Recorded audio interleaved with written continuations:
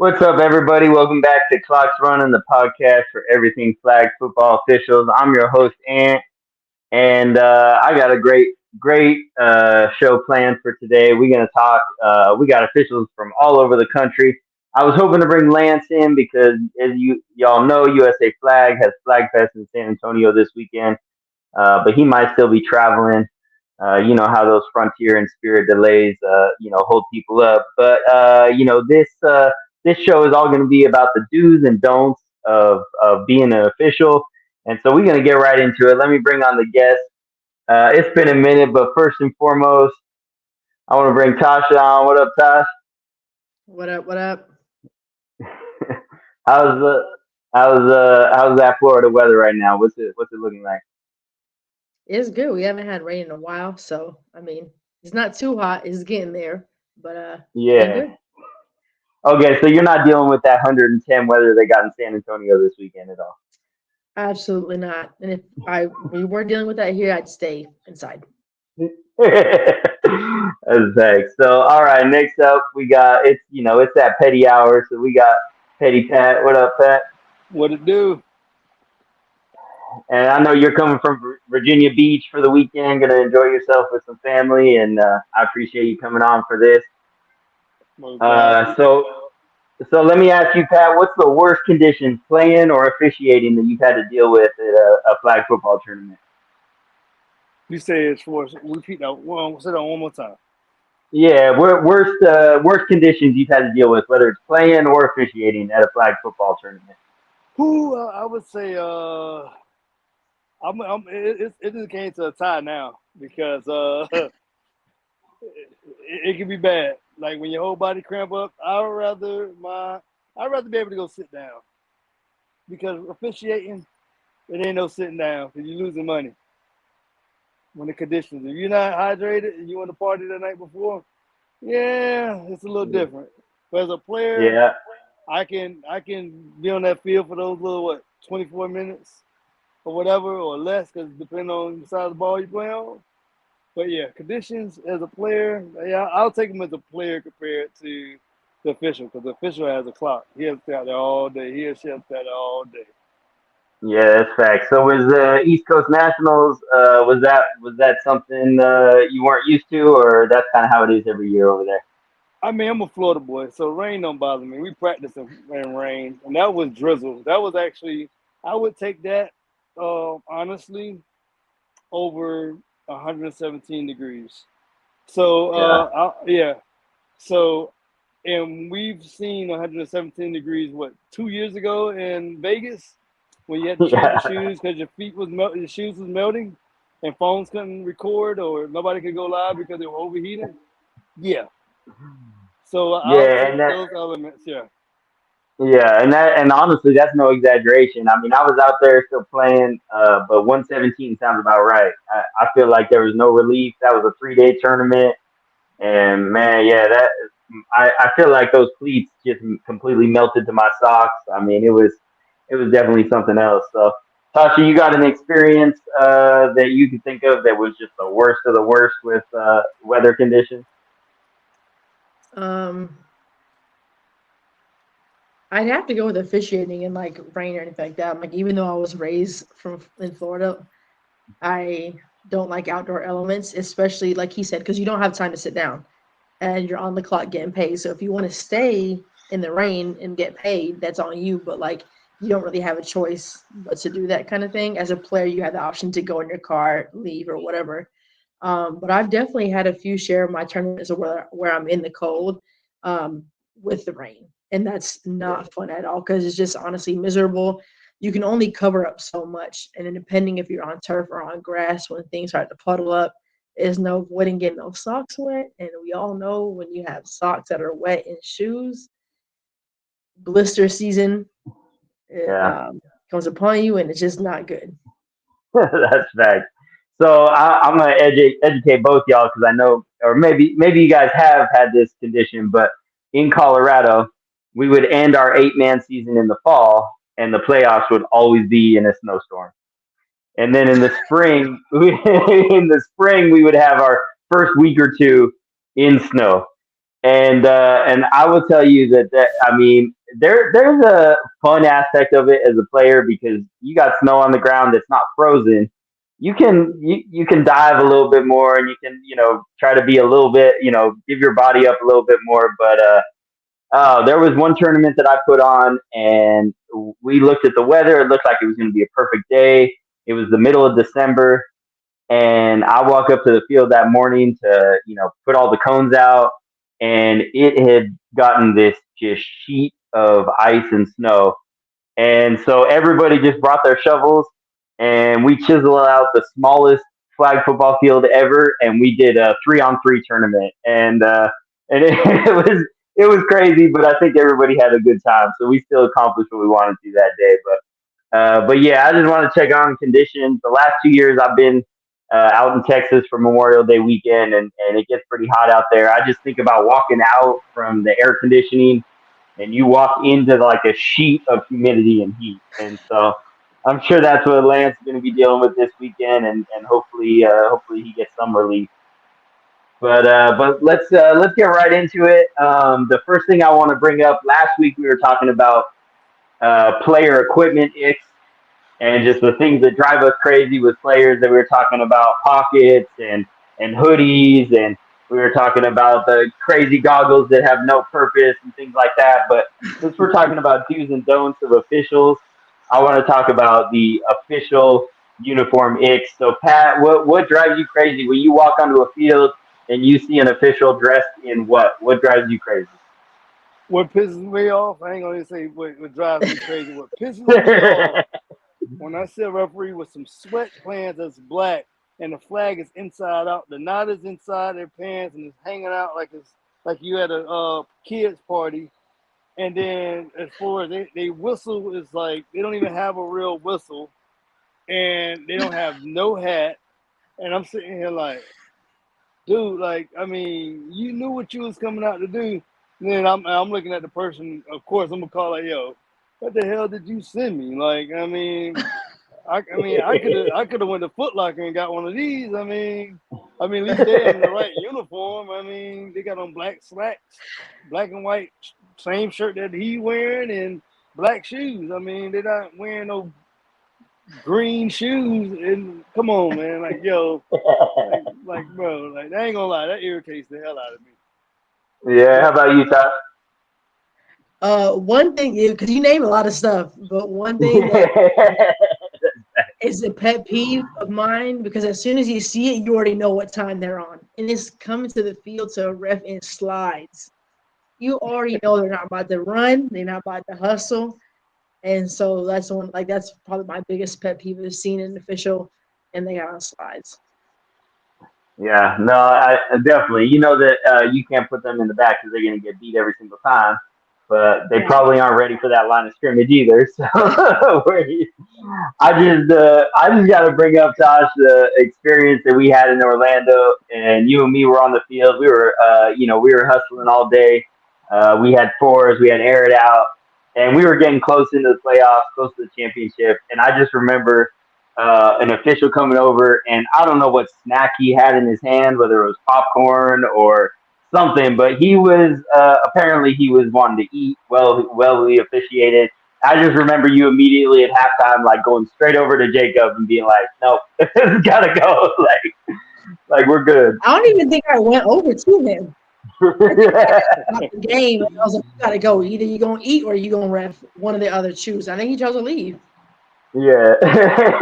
Yeah. We had been, for a little background context, we had been on the field, Ant and I, running a 2-man field all day, and other fields had 3 or 4 officials each. And then we just happened to, so it's playoff time. We were on the field, and they had 2 refs come over. They weren't in uniform. They didn't have on the right shorts, no hat. And homeboy came to the field with chips in his hand, just munching. And I'm big on if we're about to get paid the same amount of money, you need to put in some kind of effort that matches mine. And so I was like, I went to Jacob after the fact, but I told him, I was like, you either gonna eat or you're gonna ref the game. One or the other has to happen because I'm not about to sit here and play this babysitting game with you. Yeah, I just feel like there's maybe some sort of disconnect between I don't know what it is about being an official where people don't think that that's actually a job or something, and they just show up however they want to. I'm not really sure. Pat, what you were gonna say something? Man, you hitting nerves right now. I'm sitting here like Tyler. I'm like, yo, we all getting paid the same money. I think I ain't gonna lie. Hey, Tyler, we could protest this one. We be like, hey, any referee you send us to our field that don't have the correct uniform on, we get 1/3 of their pay. I guarantee they'll start sending us the right players, or they don't want to ref. I agree. I agree. Hey, hey, I'm gonna go ahead and I'm always one to try to admit to my faults. I try to point out things that I've done wrong. So I just want to let y'all know the first national tournament that I ever worked, and Lance was he was the white hat for my field. He had me all day. I will admit I was wearing a yellow bucket hat, and, Yeah, and I had the Foot Locker stripes on because that was the only because that was for some reason I don't know. There's no excuse. Whatever. Lance put me on though. He talked to me about it. He said this is what you gotta wear. This is what you gotta order from Amazon. This and that. So I definitely my beginnings did not look very good. So I hear y'all, but maybe if it's an official that hustles, if they've read the rules, maybe give them a chance, even if their uniform isn't completely perfect. On the flip side of that, though, I get pissed off when I see somebody with their jersey untucked. That just drives me crazy. And I know that's a little thing, but it just it just drives me crazy. I'm like, that's y'all fair can't, though. That's a fair you statement. know, or sagging your pants. Like you Yeah. can't have a belt and tuck your shirt in like that. That's where I feel like those kind of situations. That's where a veteran player is going to look at that and say, "This dude don't care." Yeah. So I'm gonna do it all my sly veteran moves that I would normally get flagged on. I'm gonna do it over on his side, Hmm. and they're probably right, honestly. You know, so I mean, when I was wearing a yellow bucket hat, I'm sure I was missing a lot of stuff because I was inexperienced. So Yep. I had to learn. So let's get right into it. Do's and don'ts of being an official. Hopefully this goes all over the place and officials all over the country watch this and they don't want to be called out. Pat, you know what I like to do every single day is I just send pictures of referees that I found on the internet looking goofy. Yep. And I like to say I take screenshots. I got a folder in my phone. Like, don't be caught by me because I'm watching that. I don't watch clips to see what a player is doing. I watch those clips to see what the official is if they're suited and booted. So Yep. so cool. All right. So first and foremost, let's talk about the dues. We talked about a few different things just prior to the show. So Tasha, I want to give you the floor as far as just being a team player and how like the crew mechanics should look in a positive way for an official. Um, how we should look. We just talked about uniforms, so I feel like that is can be left unsaid. But just communication on the field. Like not everybody on the field is going to have the clock. Not everybody on the field is going to have the official scorecard, even though technically everybody should have it. So like if it's a three-man crew and we have a back judge that's keeping the time, I shouldn't have to constantly ask you what the time is. Or players shouldn't constantly ask me to then ask you what the time is. So like just being on the same page, but also accepting different people's viewpoints on whatever play occurred. If you throw a flag, there can be many different angles. You might not have the best angle if you're the line judge because you're watching the quarterback. But I think it's very acceptable for the line judge and the field judge to come together to speak about things. So being able to just respectfully communicate and also realize that there's different angles to the game. Yeah, for sure. So I heard you mention game clock. So as far as that goes, when you run a game clock, do you have a set minutes that you yell out, that you announce, or is it just kind of how the game is flowing? How do you do that? I try to do it like like every 5 minutes, and then under five, just like every minute. Just because honestly, even as an official, with if there's a lot of stuff going on, it's easy for me to forget to even call up a time, or I look down and I'm like, oh, I never announced that there was 1 minute, an hour, and 30 seconds. So, Yeah. like stuff like that also helps me at the end of the day as well. So I try to like, well, if it's 12 and a half, I'll do like 10 minutes, and then I'll go to five, and then I'll go 1 minute down after that. So as far as preference goes for you, if you're looking at a two-man crew, are you holding all the clock, QB clock, play clock, and game clock? Uh, if yeah, I would prefer that. It's easy for me to have the game clock and the play clock at the same time because you have a Yeah, small and reference as well. yeah, and then you add a third official, and then you're passing that game clock on to the back judge. Hmm.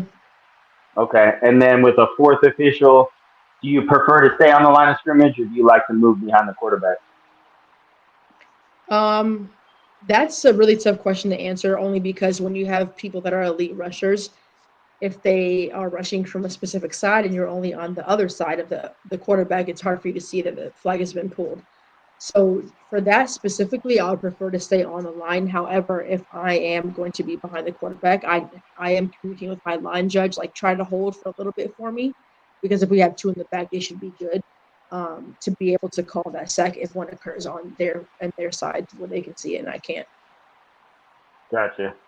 Okay, Pat. How about you as far as crew mechanics, that team aspect? What are you looking for in a positive way with officials? I would say one she hit on as far as communication, but one of mine is silent communication. As far as with veteran referees or guys that has been around, like especially guys that have been refereeing with or officiating with, you know hand signals. I know hand signals. Some other guys know hand signals. So if I had say as far as a three-man crew. I like to go behind the quarterback regardless as to why, because I want to be able to protect the quarterback at all times, no matter what. Then I have my line judge, and then I have my deep wing or my deep back judge. So but once we get to the goal line, within I would say the 5 yard line, I would move to the line of scrimmage. Then I'll also move as far as my line guy. I will put them on further on the goal line, and then I'll put my back guy on the back line. So we got all areas covered. So I don't have to move. I'll be able to watch for illegal forward passes. And that's what other people need to adopt going forward. Not trying to take off too quick to get on the goal line because you have an athletic quarterback that might take advantage of crossing the line of scrimmage, especially, in co-ed. They like to get in that area and flip the ball to the females or whatever. But sometimes they actually take a yard past the line of scrimmage. You might miss it because you're trying to move too far ahead Mm. to get to the goal line. So that's a mechanic that I know I've tried to work on. And also that back judge. Back judge need to keep his head out his or her eyes out the backfield. You should be looking with your belt. Your belt buckle should be facing the as far as the ball. That's it. You should be at an angle at the ball. In your area, you should be watching everything within that 45-degree angle to once you have to turn. Yeah, you should be able to be backing up as that person approaches. You shouldn't have to. You should be back by at least 22 yards, even in a small ball field. 22 yards is the minimum you should be. So when I see a back judge up on like 15 yards, that's incorrect because what if they want to throw a fly route? Now you're out of position and now you're getting beat down the field. Yeah. Yeah, I think honestly, I had a situation a couple weekends ago in a tournament, and I had an official that did, it was two-man crew, and me and him worked really well together the whole time. Can't really say that he necessarily had a lot of misses or anything. I hadn't worked with him before, Mm-hmm. but we were communicating a lot when we both would throw flags at the same time. We came in and talked about it. I think that communication is huge. We did have something in the championship that um, I would say was something just that I brought up to him after the game and said, hey, this is just something to work on. Mhm. Essentially, I wanted him to hold that first down, and that first down was really important in the game, the play of the game. Because he was trying to cheat and get farther downfield with the receivers, he ended up being past the first down marker. And because of my angle, there was double quarterbacks in the backfield, and I really wasn't able to see much. It was hard for either one of us to really have an angle on whether or not the guy had a first down. So ultimately, he just had to go with his gut. He made a call, and I went with it. But it was, I feel like, a good teaching moment after the fact to be able to say, hey, just moving forward, if you're the back judge, you want to hold that line as long as you can, especially if you start to see a run develop. Try to get back to that line if you've kind of given it up. So that was something, Pat. I think that's a really good point as far as the red zone. I think adapting and adjusting, to make sure that we see as much as possible, especially when there's only two of us. There's so much going on in the red zone. Tosh, you mentioned just, also, looking at what the rusher brings, and adapting to that. I think that's a huge do for officials is to be willing to adapt and adjust and talk with your crew and see what's working best. Sometimes it is good to push pull, like a lot of guys like to do. Other times, you got to hold that line, and you just got to hope that your downfield guy with his slides on is gonna be able to make the right call. So yeah, so we talked about looking professional. The next thing I would just want to bring up is being present. So Pat, why don't you start us off with that? What does that look like as an official being present in the game? Um, this is a good one too. So, and I go through this every. I'm not gonna say every week. No, I'm lying. If I'm out there, I always have an official not being present. It's like, what are you thinking about? Like, I mean, are you thinking about those Doritos because I mean you're hungry about a certain time, or as far as like, what you mean by present as far as being on time, or you talk about present as in the game? In the game, yeah. Okay. Yeah, I just want to make sure I'm on the right topic because I have some referees don't be present until right before the game. And that's another pet peeve. Hey, that's fact. But but as far as being present during the game, as far as talking to the sideline, you're not present in the game because you're trying to explain something to the sideline when that's what they're trying to do. They're trying to distract you to take your eyes off of something that they already know what the call is and the coach know what it is. But that's what they do. It's a pet. It's just something that they. But also, you're wondering about, okay, what's the next game? Who we got next? I mean, you're not even present on what we have going in front of us right now. That's one issue that I would say I deal with as far as, especially in women, as far as in 8 women's. You have, especially we have a male ref. You know, Tasha, you can probably, go with this one. The females are gonna, they're gonna flirt and do everything to try and get their attention to take their head away from the game, and they're not present. They're thinking about other things. And like, dude, you do know she don't like you. Like, she's just playing with your emotions. Like, you're not even present. You know what I'm saying? Like, but that's just something that that's a good skill. I mean, because I'm quite sure the men would try and do it to the women if they could. But we don't have as Yeah. many women referees or officials. So, Uh, hey, so Pat, I gotta just mention this. I gotta bring up this saying. So back in the day when you were playing, did you ever feel like you?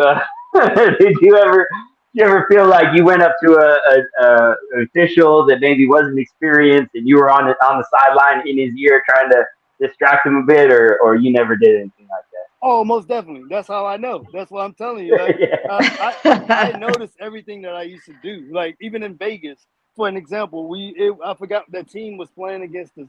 That was from, when I say they're from California. And the yeah. female on co-ed, she just kept standing next to my official, and everywhere he went, she was next to him, and I'm like, I literally had to call a official timeout. And I said, hey, excuse me, man, can you please back up 5 yards away from my official? Like, he can't even turn sideways without him running into your ass. Like, get out the way. Stop talking to him because he's entertaining you. You know what I'm saying? But I mean, it happened. That was the first time I've ever seen that. I'm talking this female. It's like they had two of them. They had one on the one side of the 50 and the other one on the other side of 50. Like, no Hey bull. man, hey man, what? I mean, maybe they were just trying to spit game, man. Just it was in Vegas, No, like. no, man. Like, they did that every time their team got on the field. Every time. I'm like, bro, like, and at first I was like, nah, that's just tendency. They really just, they just, but then when I see the team get into like the red zone, that's when they really got close up on. I'm like, okay, now they're trying to distract them to, for them to probably miss a call or something like that. Because they only did it like when it was on like defense. Yeah. So Tasha, I know you're still playing. Still slinging that rock, QB. Do you know plenty of officials? Just be honest. When you get the opportunity, are you trying to distract an official so maybe he forgets to count his play clock or something like that? You do anything like that? I hate to disappoint you, but honest to God, I am not that kind of player. Okay. Like I will be like, even if it's for the other team, like I'm very because I mean playing locally honestly doesn't mean much because I'm just out there doing like playing for fun. And if I'm being honest, the majority of officials in this area of Florida that I won't specify are just there to be there, Yeah. drinking and smoking, just slides, untucked jerseys, whatever you name it, they do it. Um, Yep. but like if as an official who plays, there's nothing worse than playing on a field with officials who don't know what they're doing. So if they miss a call, even if it's not for my team, I will gladly be like, "Do you not just see that occur? Why aren't you Yeah. calling it?" So I actually am like really really fair because I would want that to be my situation if I was officiating. I would want to be fair both ways. So Yeah. I hate to not give you any exciting news, but You did. hopefully, You did. but No, you didn't disappoint at all. I mean, you gave me enough news of the fact that really what you're saying is you don't have to distract the officials in your area because they're they're in a Yeah. different yeah, world already. but I will say that in retrospect to what Pat just said about females trying to distract the male players, it definitely full force happens on the opposite end. If I'm doing Yeah, basketball, if I'm doing flag football, guys just won't stop talking. And that they'll yeah, be in my ear, and I'm like, I'm not entertained because I won't entertain that, especially if you're not the captain or the quarterback of the team. Because I feel like for the majority of the part, those are the people that speak the most in the field.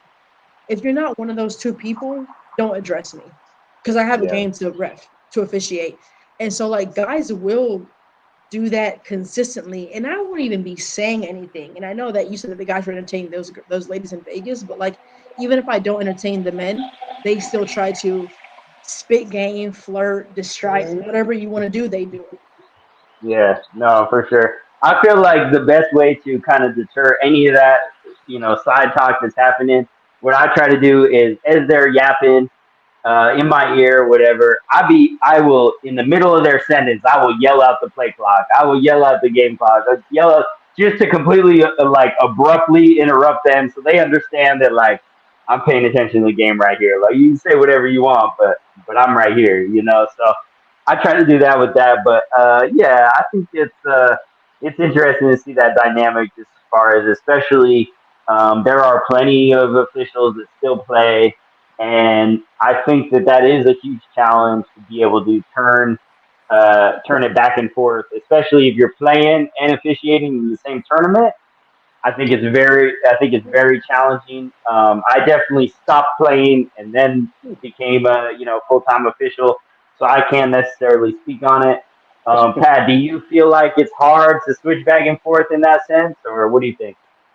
Uh, as for switching back and forth as a player and a ref, Yeah, in yeah, the same tournament. I can say yes.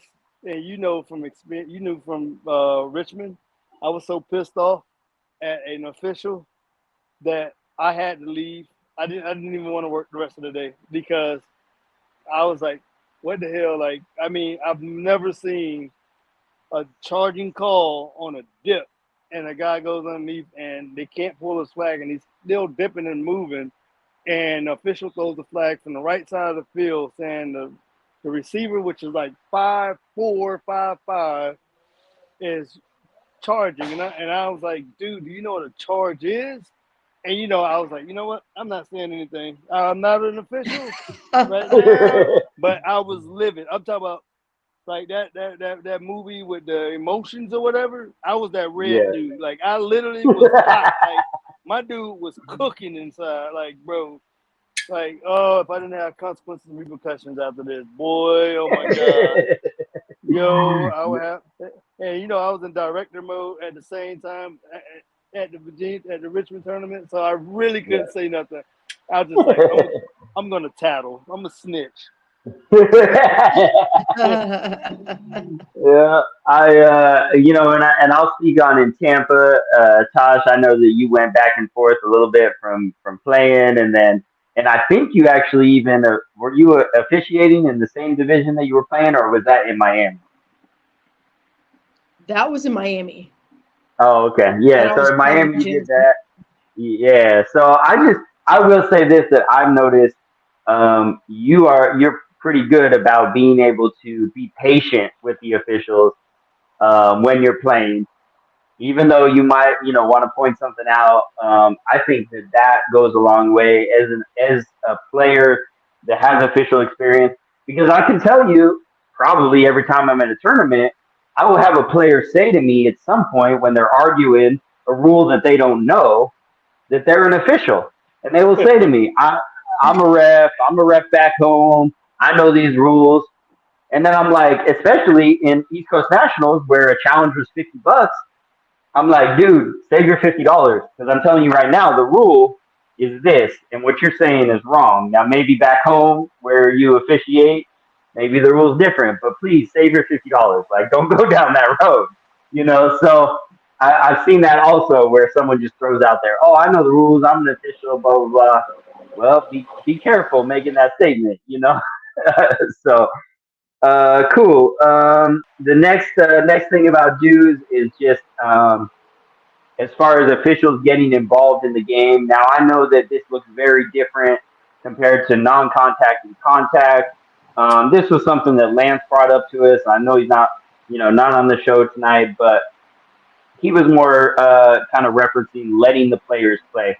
So Pat, I want to bring you in first and just to speak on contact and what that looks like, and does that create a gray area where players need to play, or does that, like, how do you prevent it from getting out of control? And but then on the flip side of it, how as an official do you prevent yourself from getting too involved in the game? Okay, and like man, it felt like we talked. Like I should have been on here for Richmond. Uh, it can actually start actually in youth, as far as with the coaches. And what I mean by that, you want to let the 9-year-old and 10-year-olds play, but we know they're not as skilled when it comes to being set on the line and all that. If we had to wait on that, it would never be a play because somebody's always moving. Kids are 9 years old; they're hyper. They're going to be offside. They're going to be, illegal. There's going to be things going on. So you can tell a coach, for an example, hey, I'm letting y'all, play, but when we get to the playoffs or elimination round, I'm tightening up everything. So this is the time where you guys need to work on your mechanics as far as being still, motioning, snapping the ball before the play clock expires. Now, that's one example of the youth. You know what I'm saying? As far as not letting the game get out of hand, or as far as tightening the game up. But now when it comes to contact, as far as in the men or women, you know, as far as when I tell them, hey, this is me letting you play. This is my definition of letting you play.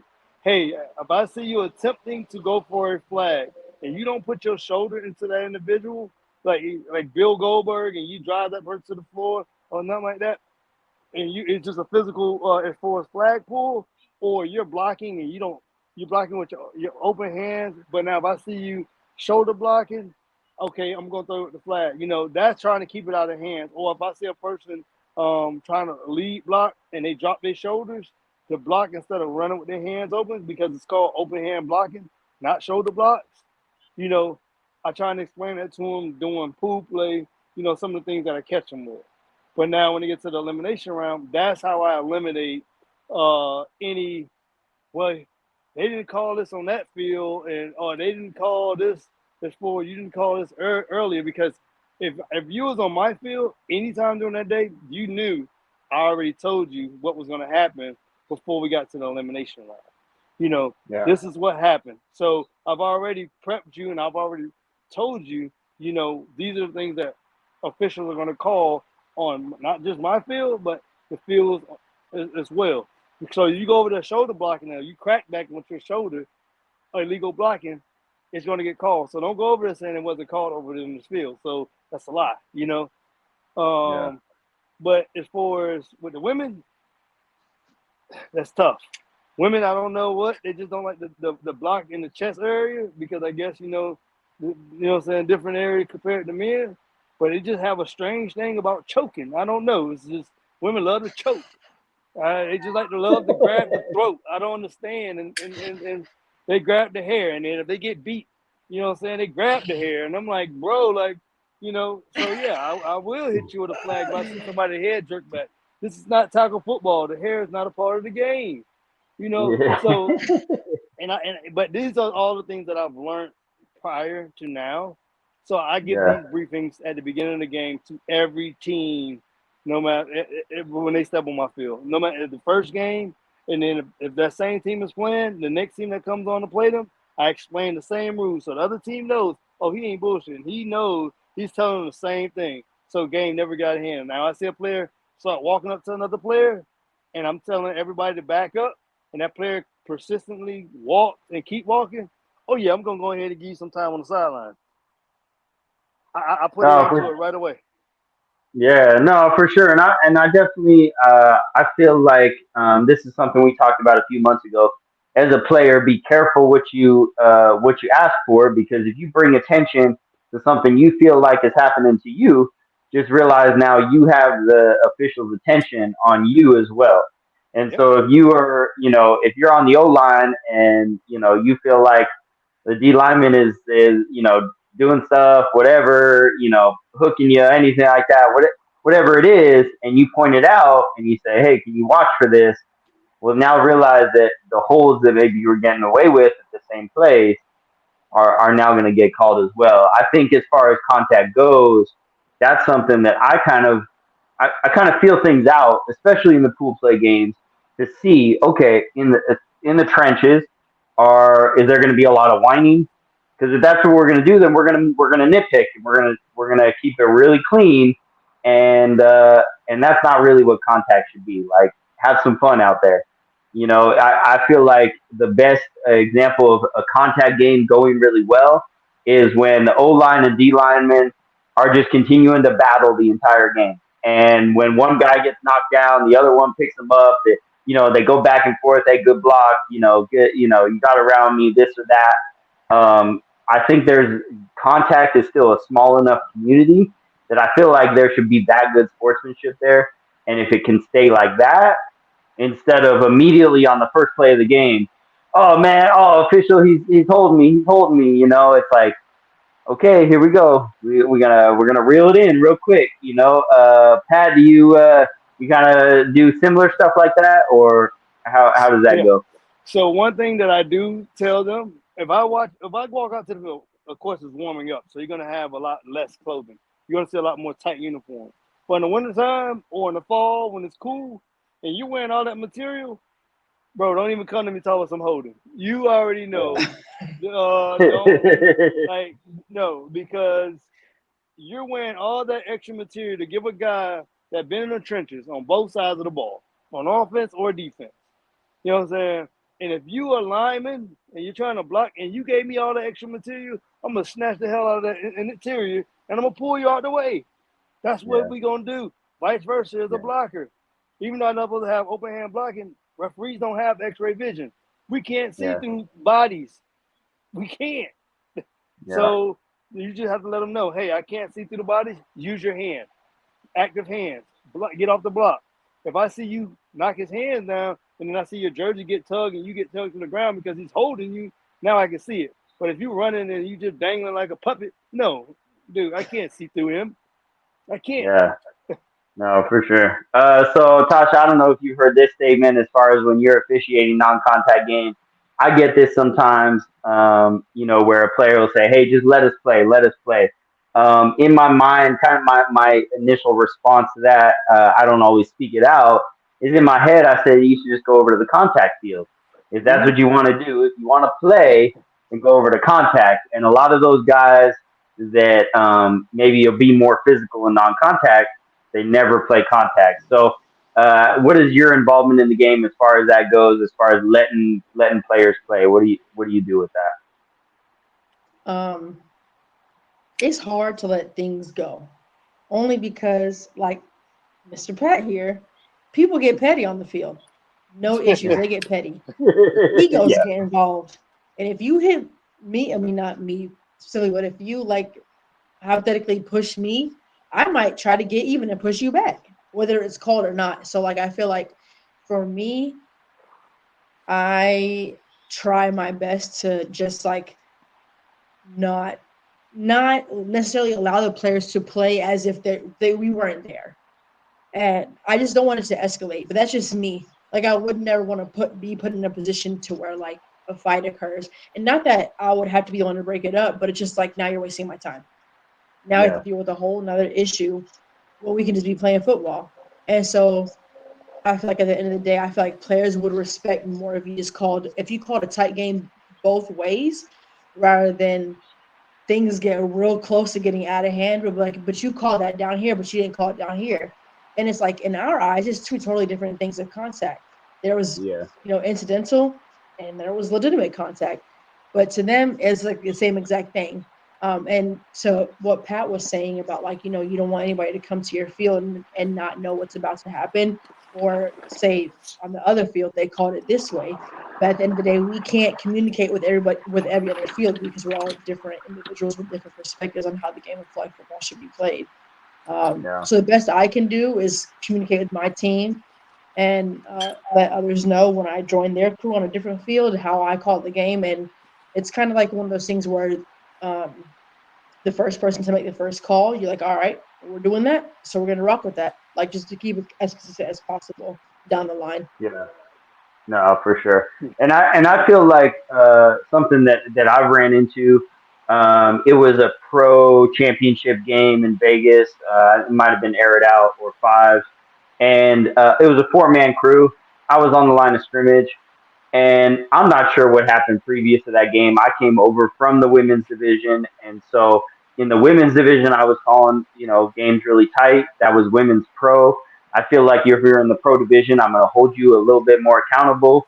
You're going to hear my play clock, be very strict to that 25 seconds. There's going to be, if I see a movement on the line and I'm right there on the line and I've got, more than, two officials, I'm gonna call it. Now, I'm not gonna call every little twitch because I think that is excessive. But so then I went over to this pro championship game, and I think probably within the first 5 minutes of the game on both sides of the ball, I called false starts, and these players were furious, and it was like very clearly it was a false start. For example, the center lined up with his foot in front of the ball, and I'm very back up, center, back your foot up, back up, hike, okay, false start. Like, you had your chance, and they're just like immediately they're turning to Lance like, come on, Lance, what are you doing with this guy? And Yeah. so, it's those kind of situations where I don't know. I just feel like in general, there are a lot of pro veteran players that have gotten so used to taking advantage of inexperienced officials. Then when things get tightened up a little bit on them, they immediately think like, "Oh, okay, bring a director over." Yep. I don't like what this official's calling. But hey, I mean, just like there's officials that want to make it to the Olympics. Mm-hmm. Shouldn't these players be getting ready for the Olympics as well? And I know in our path, when you have a four-man crew and they're really locked in, they're making those calls. So I just feel like things are a lot more tightened up, and especially when you have an official that's not from the U.S., they are going to call every little version of contact. Yep. So I think that's so. I don't know. I feel like non-contact and contact kind of live in different worlds in that. But Pat, I appreciate your perspective on just how you kind of set the tone and kind of work into that. I could I think I that's yeah. Go ahead. I can tell you one more thing, and I know it might be petty, Tasha. I know you might enjoy this one, but you gotta remember, I deal with 8 women all the time. This is contact. I literally threw a flag on a young lady, unsportsmanlike, but I gave her a warning for flirting. Mhm. Unsportsmanlike, no flirting with the referee. Nope, you don't turn around and flirt with me. No, that's unsportsmanlike. I waved it off. You know what the game was? They said, "Oh shit, he's not playing. No more issues." Ah. Hey, I mean, black and white, sometimes you got to make and an example out of and somebody. I have no issue with that. I have no issue and with making an look at the example out of book. I know. somebody. Hey, I know you know what unsportsmanlike is. You know that rule inside and out. Hey, Yes, sir. hey, you made a mistake and made me read that rule through thick and thin. I was like, oh, flirting. Oh, okay. You're distracting. Oh, okay. Boop. Hey, Yeah, they was like, oh shit, like, nah. I mean, of course, after the game, I was cool, but at the end of the day, yeah. Yeah. hey, we got to keep the game focused. Let's go. I feel like as far as an unsportsmanlike goes, the best time to call a warning is almost as soon as the game starts. If you can get your flag out and say, "Hey, unsportsmanlike warning on the sideline," Mm-hmm. it might clear up that whole situation. And Yeah. I know the last few weeks I've referenced the Miami. I feel like that was there was a tournament where some pretty intense stuff happened, fights, and a gun was brought out and things like that. I feel like those are the situations that if you can calm down the situation in pool play or the first start of the game way before the championship. Because if you get into a championship and that's when you're throwing an unsportsmanlike and it's costing the team 15 yards, which is probably going to let the other team score a touchdown, you've waited too long, and already adrenaline's high. Everybody wants to win the championship. They all have their trophy room at home where they want to display all these medals and rings that they get, and so they're looking at it like, wait a minute, like this ref just cost me the game. Now, ultimately, one play, just like one dropped ball or one missed flag or any of that, does not dictate the game. But in a championship situation, if you have not set that tone early in the pool play game in the first couple rounds, you're kind of putting yourself at a disadvantage to then be like, oh, am I am I sure I want to call this unfortunate like now? Because now this is having an effect on the game. So I think that's definitely a huge talking point and something that as crews, it's important to be on the same page. And but Tasha, I agree with you also. Just like it's hard not to call something you see, and whether it happens in the last 30 seconds of a game, of a championship game, or whether it happens in pool play in the first couple minutes. So both good points. Let's move on to don'ts. I think the biggest thing that probably all of us mentioned is something is egos and being prideful. So Tasha, just go ahead and speak on officials being having egos or being prideful. Let me hear it. Oh my gosh. I had an experience one time, and I'm not going to say where it was at, but it was at a pretty big tournament. Uh, and I was in the line of scrimmage. We were in a three-man crew, I believe. There was a deep ball thrown opposite side of the field, but it was thrown towards the inside of the field. It wasn't a post, but it was on the inside. So I had a clear view of what happened. The other official was on the back side of the receiver. To me, the ball hit the ground, but it was very close. So if somebody were to have been like, they caught the ball, I would have been like, probably from your angle, but like literally hit the ground from where I was looking at. Um, and so I talked to the official after the fact.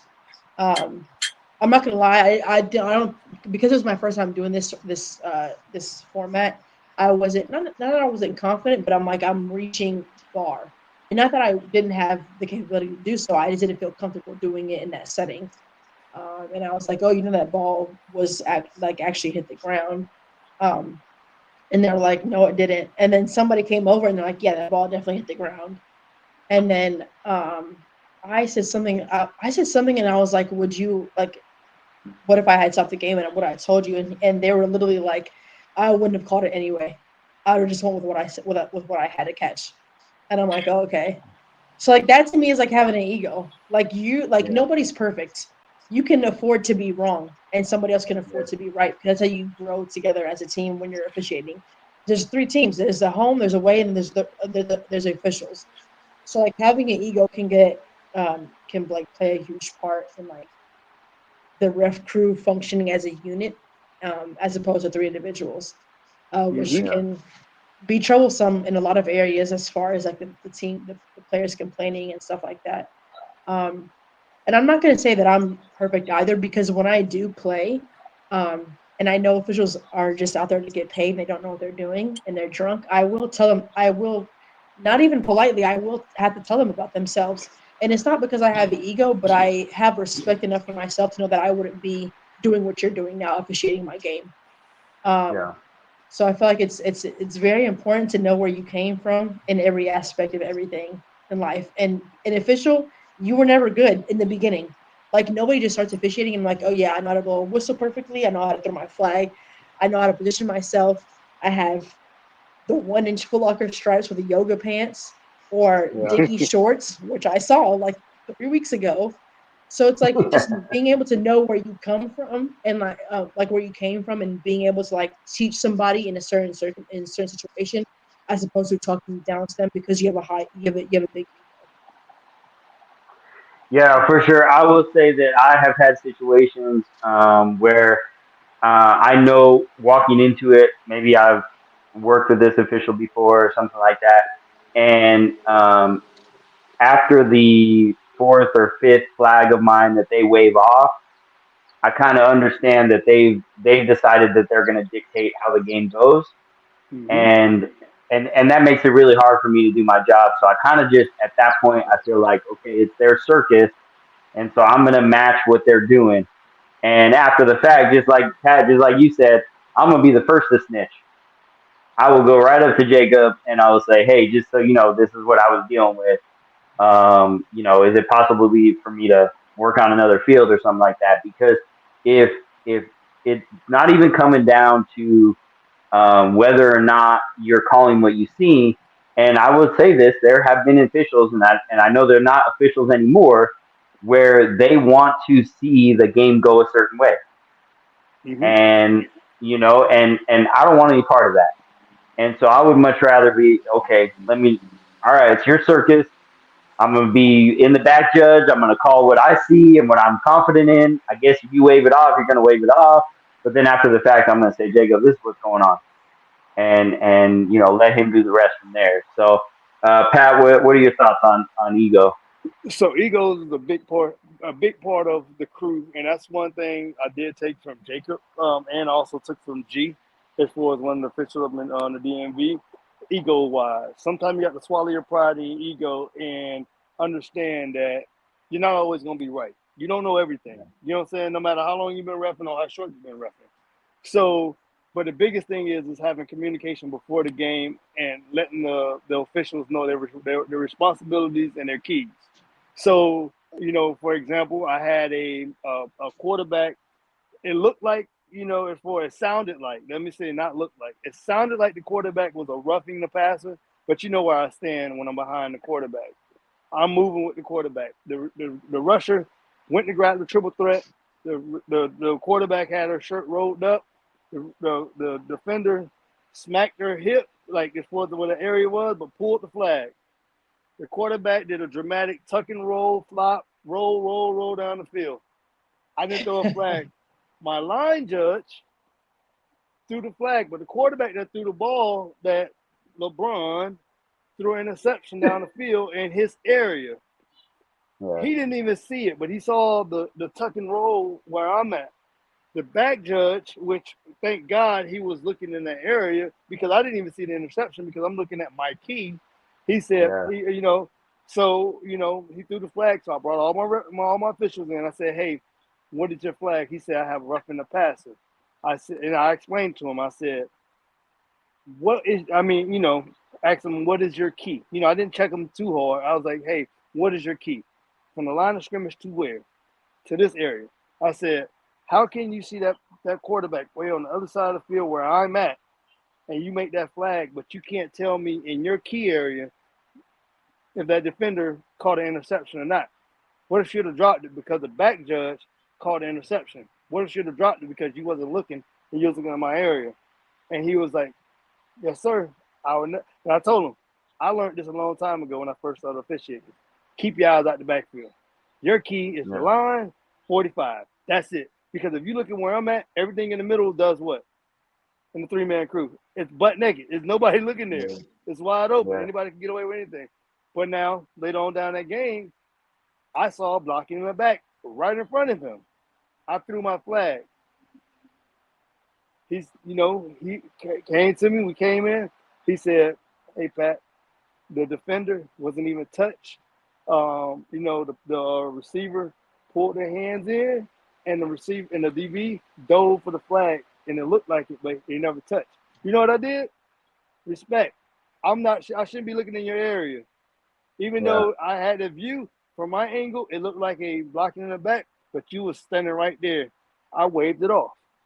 So it's all about, swallowing your pride, swallowing your ego, and don't have one. Even if I am the white hat or you're the white hat or whoever's the white hat, talk to your crew and go that way and move on. Because if you got beef on your crew, you're not going to have a good game, because now this official is not going to be present. Yeah. He's out. His mind is gone. He don't care no more. He's ready to get this game over with and move out. Yeah. I think trust goes a long way. I think also, as far as for the future of flag football, we need every opportunity to be able to train up new officials. And the way that happens, the reality of it is trial and error. They got to make mistakes. So I just feel like in that situation, when I'm on the line, two-man crew, I'm on the line, and I have somebody that's starting at 7 yards, and they're going downfield. My eyes are coming down last, but I just want to trust that official. And when they throw a flag, and I say, okay, come talk to me real quick. What did you see? If they explain to me that they saw pass interference, I'm gonna roll with it. Even if I saw, okay, my eyes came down last, and I kind of think I saw something different. I want to roll with that because they explained it to me right.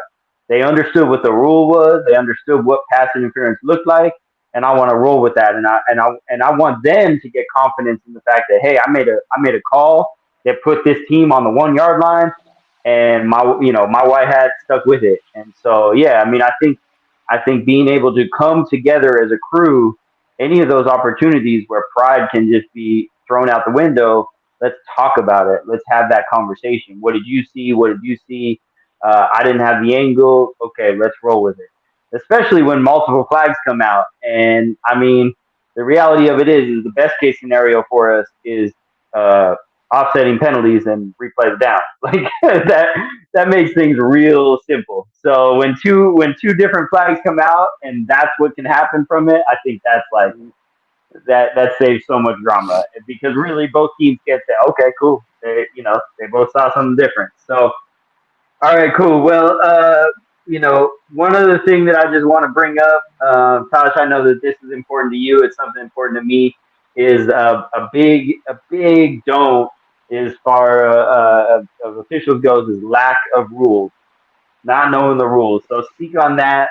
Let me hear it. Podium's yours. I'm going to preface by saying there's so many formats. I understand that there are times where you may forget certain rules. However, some tournament organizations have done well by their officials by making those little spiral notebooks that you can keep in your pocket. I think that's big.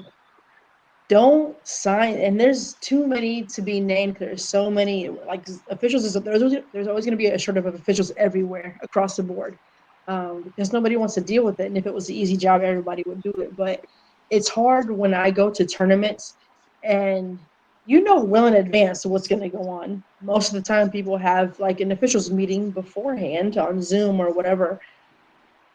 But people show up, not dressed properly, and they just don't know the rules, and they're expecting to be carried by the other officials that are working with them. It's a big pet peeve of mine because you're not only making us as a whole look bad, um, you're pissing me off because you're making the same amount of money, and then also like you just don't care, like you don't have enough respect for the game to even try to read the rule book. Mm-hmm. Oh, for sure. So Pat, I want to change gears, and I want to give you the opportunity to talk about the don't of involving instant replay at any point. How is that a big don't for you? So my big don't is like when you have a media person on the field, and it might could be a person that might be recording for the other team, and they ask, "Hey, could I be on your behind you or whatever?" And you be like, "Okay, cool, you can record. You know, you're in the part of the media." Well, my biggest pet peeve is never agree if that a media player say, "Hey, I seen something else." I always tell the media player, the media person, "Hey, I don't care what the call is. I don't care what goes on out here. Just keep recording. Don't come over because if you come over, you're off my field. Yeah, Don't even go after the game and watch no media at all. Because if you look at that film on the field after the game and you like, dang, I messed up, or a player hear you say that, now they lose confidence in you. You know what I'm saying? And I let it surface on Facebook or IG before I agree to it. You know what I'm saying? Like I had a player inbox me say, "Hey, Pat, the ball. I remember I told you the ball hit the floor, hit the ground before the quarterback. But from my view, my angle, it looked like it landed on her foot. But guess what? yeah, She had video of it. I say, hey, pimps mess up, pimps fall. Hey, I catch you next time. You know what I'm saying? Game is yeah, over. I mean they lost 34-0, but she was right. The ball did hit the ground. But yeah, I still didn't care about no instant replay or no film or if you had a picture of it. I didn't care because guess what? It is nothing in the book, in the rule book of USA flag, UFFL, CFFL, BBL, whatever kind of L. Nothing says instant replay. It is what it is. yeah. No, that's facts. And hey, in the world of Southern California, where everybody's got a camera and they all got media people, I had a situation where it was a co-ed game, and I was on the line of scrimmage, what was like I would say the 4 yard line. I was trying to shift into the front goal line best I could because it was only a 2 man crew. But from my angle where I was at, it looked like to me before the player extended the ball past the plane that the flag got pulled. And so that was the call I made. We stuck with it. That was that. I had a player come to me, a couple days later because again, everybody records out there. They have YouTube games almost immediately. But this player sent me still shots, slow motion still shots of this player, and that camera angle was on the other side, Mm-hmm. and it was right on the goal line. Perfect. Absolutely. I can tell that that ball definitely crossed the plane before the flag was pulled from that angle. Yep. Unfortunately, on the field, I was at a disadvantage because it was a 2 man crew and I was at the angle that I was at. So I called what I saw and that's what I said. So same kind of thing. I said, yeah, you're absolutely right. That ball did cross the plane, but during the game, that's what I saw, and I called it the way it was. So I think that's a really good point. I think that it all comes back to the accessibility of flag football. Um, it's we cannot compare flag football to the NFL. We just can't do it because the NFL has a 7 man crew. They got two in the booth. They got big jumbotrons. They have all these things, and the NFL official crew still miss stuff. So we are in a situation where we don't have instant replays. We don't have 9 man crews. We don't have any of that stuff. And so players got to be, more accepting of the fact that no, we are not comparable to the NFL in that sense. So just the final thing that I want to bring up, something that is a big don't for me is as an official getting into a fight or an argument with a player. I think that everybody ultimately has a button that gets pressed, There's certain words that they don't want to hear, and I think this comes back to talking about the team unit, the team of officials. If you hear a player say anything in the direction of another official, I think it's very important that you protect that official by throwing an unsportsmanlike early. Because if it gets to the point where then a player is in an official space and they feel like they have to protect themselves, and whether they pull off their ref jersey or not, they have now felt like they've been backed into a corner and they have to protect themselves. And so that is definitely a big don't. As an official, you got to just be able to put the ignore button. You got to stop listening. But I think there's a very big do in the sense that if you protect each other, if you hear somebody say something to another official, throw the flag and clean it up quick. Yeah. Pat, you have any thoughts on that? Yes, big time, and it happened here recently. And I mean, I want to publicly apologize to the young lady. I know she was in Vegas when it happened. I can't remember. I don't know her name. I know she plays with this purple team, but I did say something. I talked to her on the field about, I prevented you from throwing an interception. Was I right at that time? Because she did throw an interception like 2 plays later. I was wrong because as an official, I shouldn't speak to a player at all. Besides giving you the time, how many timeouts you have in your play clock. That is it. Or to tell you to back up. I was immature at that time, you know. But sometimes when I say they want the referees to have thick skin, it's good to have thick skin, but at the same time, us referees, like you said, we have to protect each other. And at the same time, too, even with the coaches on the sideline and players on the sideline, you have to start using your flag. Stop talking to the sideline, period. And I harp on that big time now. Even if a player jumps in my DM, I probably won't ever reply back ever again because, I replied back, but I didn't say anything negative. But as an official, you don't entertain it. And that's one thing we don't do. We let the yellow entertain and we let the commissioners take over from there. We report it and we go that route. So any official that may hear this, or if a male or female call you out your name or whatever, don't turn around if they get under your skin because some things can get under your skin. Whatever they say, just throw the flag of sportsmanlike. I mean, if it's very vulgar, you can eject them, coach or player on the field. You know what I'm saying? Or on the sideline, fan too. Toss them out. Use your authority and go that route because things can escalate. People these days love to run and grab weapons, and things happen that we could control that we should have controlled at the beginning, and and you can de-escalate things a lot sooner by not saying silence is the best voice ever, and using your yellow flag and letting the Yeah. white hat explain what the sportsmanlike is for, because that official that throws that flag, it tells the white hat, and they go about their business. The players either ejected or they out for 5 plays, and we move on. Or the coach is ejected, move on. Yeah. Tasha, any thoughts on that subject? Yeah, I mean, I think it's twofold. As officials, we know what we're getting ourselves into, and it is important. It's not the determining factor, but it's important for us to be able to let stuff ride, and keep that thick skin. But at the end of the day, we should have boundaries and be able to not let people cross the line, especially with us. And like you said, and I think it's important that if we ever hear an official on our crew or even ourselves get disrespected by anybody, it's our duty to throw that flag and let that speak for ourselves because we can't, unfortunately, in our line of profession, we can't afford to stoop down to their level. Part of our job is to remain calm, cool, and collected. And if you don't like those two unsportsmanlike flags, you can get out.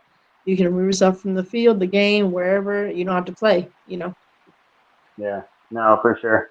Well, I think we covered do's and don'ts. We talked all about just I think, a lot of good information for officials. Hopefully, this is an episode that gets passed on to new officials and they can take some of these talking points. And I appreciate this podcast in the sense that I feel like I continue to talk about stuff and I grow and learn and I continue to want to be a better official. So this helps me hearing different perspectives. And so I thank y'all. Just to wrap up, we are all over. We're on social media. We're on YouTube. We're on Spotify, Facebook, Instagram, TikTok. We are everywhere. So hopefully, just join us anywhere you can and listen, like, subscribe, follow, so that we can continue to make this episode happen and this podcast happen. So thank y'all so much and have a good night. Hey, I got one thing for you, Ian, please. Oh yeah, what do Hey, you I got? want. Hey, I just want to give a public thank you to Jacob for giving me the opportunity to start a USA flag as far as a official, which Travis and Chuck trusted Jacob as me as an official, and now due to the opportunity that they gave me, it allowed me to skip over high school as an official and become a college official, and and that's only with the help of all the officials and USA Flag and UFFL or whoever you are out there. I appreciate everybody that I've worked with, and I'll still be doing this thing. But I just want to let everybody know, hey, your boy almost made it. Almost made it. One Yeah. more step, but that's it. It's okay to Yeah. speak in this, Pat. Yeah, I'm almost made it. Yeah, that's facts. Yeah. So, hey, Jacob, we miss y'all this week. I know you're traveling to San Antonio. I hope everything goes smooth there. And yeah, hopefully you and Lance have some stories to tell next week. We will be on next week to recap what happened in San Antonio. So I'm excited to see. Hey, big shout out to these are my guys from Colorado. As a former player, I played with a lot of them. The Bears are traveling down to Texas, but as we discovered in East Coast Nationals, YTG backed it up, and they brought a five contact team to East Coast Nationals. So they're bringing the same thing to San Antonio, and it's going to be interesting to see the Bears clash with YTG and contact.